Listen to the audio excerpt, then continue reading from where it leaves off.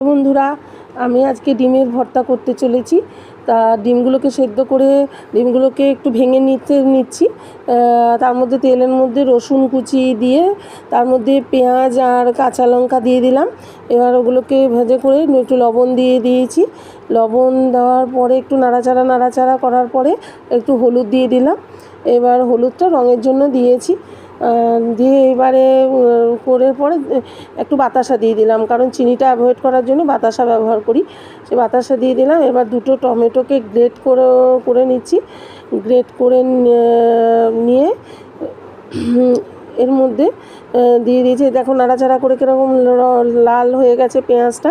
দিয়ে টমেটোটাকে এই যে বললাম না তোমাদের গ্রেট করে নিচ্ছি, গ্রেট করে নিয়ে তার মধ্যে টমেটোটাকে দিয়ে দেবো, কারণ দুটো টমেটোকেই গ্রেট করে রসটা দিয়ে দিয়েছি। এবার নাড়াচাড়া করার পরে তার মধ্যে